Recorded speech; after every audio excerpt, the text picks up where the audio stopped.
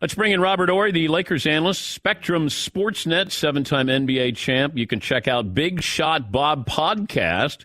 That's new shows every Wednesday. This week, Vernon Maxwell. That'll be fun. He talks NBA fights, trash talk, his time in Houston with Bob. Other guests, Steve Kerr, Mark Cuban, Jeannie Buss, Muggsy Bogues, Mitch Richmond, John Sally, and Shaquille O'Neal. Who's the scariest guy you ever played against? Scary? Who made you nervous? Dennis Rodman kind of made me nervous. You never know what to get out of Dennis. You can have those days where he coming out and he's a nice guy, and then he's a dirty guy. So you never knew with Dennis, but after I got a chance to play with Dennis, I realized he's probably one of the smartest players you will ever come across, man. He was incredible. People talk about Alvin Robertson being one of the guys that you just stayed away from, and Vernon Maxwell. Like, those were two guys that you weren't quite sure what you were going to get. I didn't have a chance to play against Alvin, but playing with Vernon, I understand where people come from when they say that. Vernon was a guy who played with a lot of passion. And people who don't know athletes, when they play a lot of passion, it can come out in a lot of different ways. And I tell people all the time, if I have to pick one teammate to play with, it's going to be Vernon, because I know he's going to have your back regardless of what's going on. I'm not just talking about when it comes to like competing. I'm talking about when it comes to competing. I'm not talking about just as far as, skill set.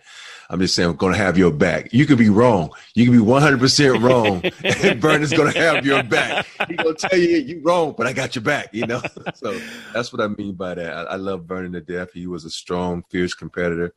And he's one of those guys, when you first come into the league, and you have to go up against guys like Scottie Pippen, Charles Oakley. Vernon's going to hype you up because he knows how to talk trash, not just to the teammates, but to you to get you fired up. Where were you when Rudy Tomjanovich gave his Hall of Fame speech and then gave you a shout-out that you should be in the Hall of Fame? I was actually outside at home. I was recording it, and because my wife and I was doing something in the yard. And, she was doing something in the yard. I was watching. And so my phone was just going off, and immediately I was like, what's going on? What's wrong? I just thought, I went to my kids, like something's wrong with my kids, and I just kept looking. So I walked in the house and I started watching it. And at first I was like, well, damn, Rudy just straight forgot about me, and I thought that's why everybody was starting to text me like, man, did Rudy just forgot about you? And at the end, he gave me that, that shout out. And I was like, wow, for a guy to take time in this Hall of Fame speech to, to pub me and to try to, get some recognition for me for the Hall of Fame it's an honor. That's all I can say. Okay. Now, I don't want you to say it's up for others. I'm asking you, do you think you're a Hall of Famer? Every person thinks he's a Hall of Famer. And I know every guy who ever played this game, unless you only played one season, thinks you're a Hall of Famer. Days I do and days I don't. I'm going to be honest with you, because I look at some of the people in the Hall of Fame and I wonder how the hell they got there. And then I look at some of the people who in, so yeah, they deserve to be there. And it's one of those things that's it's debatable. And for me, I'm fine with the debate. And I love when people say I don't belong because they don't know jack.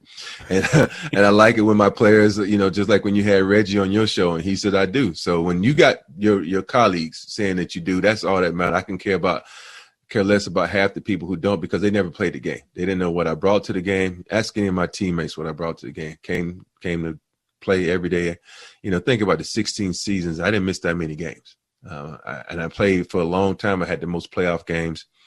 I never lost in the first round of playoffs. I know when I say it's a team sport, but it takes certain individuals to bring that out. And for me to have all the things I did in this game, I can say I did, even though I never made an all defensive team, which I should have my first 4 years in the league, because, think about it, I had 100 steals and 100 blocks in like 3 straight seasons.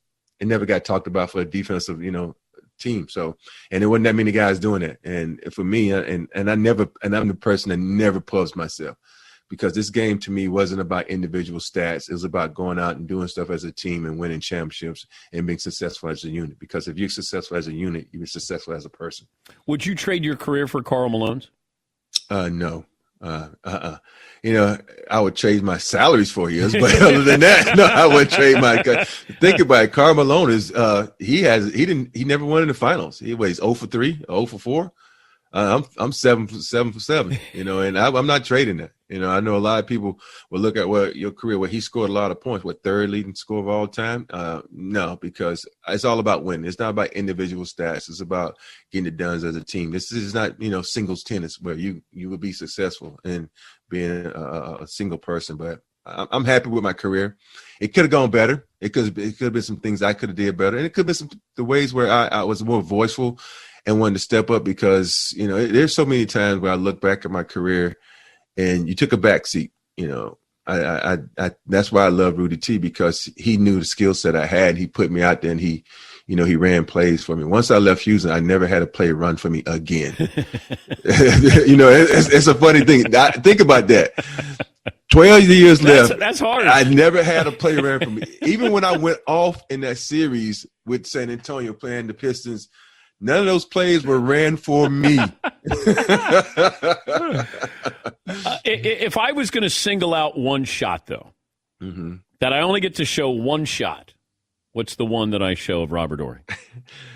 You know, it's everybody knows me for the shot against the Sacramento Kings and against the in the Western Conference, and for me, that's one of my greatest shots, probably the greatest shots. But for me, if I have to do something personally, it goes back to the Detroit Pistons in 2005. My middle son, Cameron, he was telling me that, Dad, you don't dunk anymore. And then I said, okay. And in that game, you know, when I went off in game 5 in Detroit, I had a really good dunk.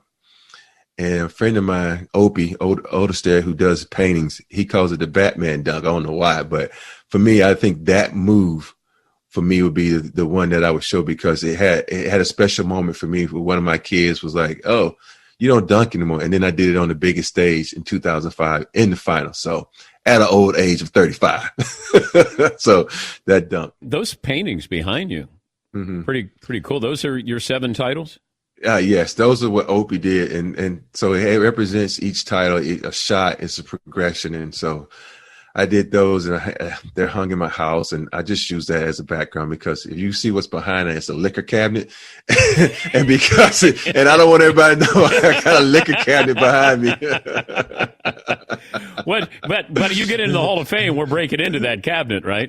Oh yes. You know, it's weird. You would think during COVID that you would have a couple of drinks, and I haven't, man, because I was, you know, trying to get back. You know, I went back to school, and I just been, you know, trying to focus on me, because I know I didn't want that COVID-19, meaning those 19 pounds, to jump on me like a lot of my friends. I said maybe 12 jumped on me, but not 19. So I got less work to do now that we can get back into the gym. So, you know, but, you know, if I do get in the Hall of Fame, you know, look out. I'm breaking open the good stuff. He's Robert Horry, the Lakers analyst for Spectrum Sportsnet, 7-time NBA champion. His podcast, Big Shot, Bob. That's a big shot by LeBron last night. Oh, huge. You know, and it's crazy how the biggest shots always come, well, a lot of times come from a broken play. Think about that. KCP was driving, and Bron thought he had a layup, and Draymond Green did what he was supposed to, had great defense, came over, and KCP was kind of hung up. And so he kicked it back to LeBron. LeBron shot a J from the logo, you know, logo Bron. So it was amazing. What do you see when you see Steph Curry? A machine. He is a perfect example of hard work and dedication and sacrifice. You have those unusual athletes that come into this game and can do things that nobody else can. I think the best thing for him last year was missing last season, getting hurt, and then going in the lab and just working on his J. Think about it. When you hurt and you know you can't do much, you just shoot. Even though he was a great shooter, he became an upper echelon shooter. His body became fresher. He got stronger. If you look at his body, when he came in the league to now, he is a man now. You know, he was like a little skinny boy. And I don't say that as any disrespect, because a lot of athletes are skinny, but he put on muscle. He got stronger. He got faster, and his skill set as far as dribbling has always been, you know, up there with Kyrie's. And so to see what he's able to do and learn how to escape and constantly moving. I know we talk about guys in this league like Rip Hamilton and Reggie Miller who always move. I think Steph has taken that to a new level because he's constantly moving. So he must be one of the best. He must be in shape better in any athlete in the league because he's constantly moving. Then to bring the ball up and then have the strength to shoot it from half court with accuracy, this guy's a machine. Now, you played against LeBron, Michael, Kobe. Mm-hmm. So I don't know how many players have played against all three. But yeah. Magic, Dominique.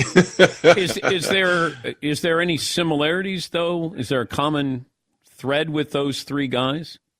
The intensity, I think. And those three guys were very intense. They could carry a team. But, MJ, I think he just separates himself from when you talk about intensity. And Kobe was right there on the edge. And I never played with MJ. I just played against him. And you can tell the difference. And when I played with Kobe, it was a different, intense Kobe because our whole team was intense from Rick Fox, D Fish, B Shaw, all of us, we were intense. We know Shaq and Kobe, but that's why we won 3 in a row. But I just look at his Michael Jordan's intensity and listening to him and watching him play. I think he was just, a very intense dude. He played with a lot of passion. And that's the thing about it. We always sing a lot, guys like Kobe, MJ, and Shaq. Every NBA guy plays a lot of passion. If they didn't have passion, they wouldn't be where they are. And it's just some guys can take it to another level, and some guys just get, noted for that. You guys, so think about it. Tim Duncan, one of the best players that ever played this game. He showed no emotion, so people never thought he played with a lot of heart, a lot of passion.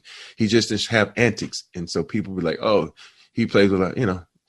Nobody has bigger heart than anybody else. We all have heart to get to the NBA. We all have passion. It's with the God talent, the talent that God graces with pushes over the edge, and all those guys have the talent that God graces with, like no other. So that's what it boils down to. I wondered about this, Robert, watching Popovich last night, walking off the floor. Mm-hmm. I wondered if that's the last time we're going to see him as the coach of the Spurs. I think so. I really think so. I think, with him losing his wife and his big three gone, he figured he'll give it one more chance. And I just don't see him having the desire to do it. Think about it. Pop is a passionate guy also. He has that fire, but it's time for him to do something else. He's coached for a long time with one franchise. He has a passion for wine. He should do anything. He should be an inspirational speaker. He should go around the country doing that. That way he can spend more time with his family and get off that court. Let someone else have that team. Is he funny? He is funny at times. High IQ, very educated man, very funny, very sarcastic funny, but he is so important in a lot of those players' lives. Is the fact that, when we play basketball, we get so hung up on perfecting our craft that we sacrifice a lot of the time with our families. And he is so intent on making sure guys spend time with their family and understand the importance of that. And I know after him losing his wife, I haven't seen him since that. I'm sure he probably iterates that a little bit more. But I know that with me, when my daughter was sick in the hospital, he told me, don't come back to the team until she got out of the hospital. And then I came back. He's like, what are you doing here? She's home. He said, nope, get out of here. And, that's the type of guy that nobody really understands and knows. They just knows him from playing basketball. But he's a really heartfelt guy when it comes to family. That's why he treats his team like that, like family. I'll leave you with this. How concerned should Laker fans be this year with this team in the playoffs? I think they should be concerned because they don't have enough continuity right now. They're still trying to adapt Drummond. They're still trying to put AD back in the mix with Drummond, and it's a different kind of feel. If you look at this team, even though they won it last season with a pretty much new team, this is a new team again. Yeah. You got Gasol, you got Matthews, you got Montrezl Harrell, all these new additions that they're still trying to learn how to play together. And you see some teams, like when you could put the first big three and Celtics together, they just click. This team they haven't clicked and hopefully they find a way to click, but they haven't really clicked yet because of all the new additions, all the injuries, all the protocols. So this team is still learning, and they're in a great bracket, and people always talk about bracketology when it comes to college, but I've learned from day one from Tree Rollins. I know that's a name from the past, but it's all about where you at in the NBA brackets, who you match up with. And the side that the Lakers are on, there are no bigs, no dominant bigs in that side. And think about that. AD, one of the most dominant bigs in the game. I know everybody said, well, what about Jokic? Jokic is not a defensive big. He cannot play AD.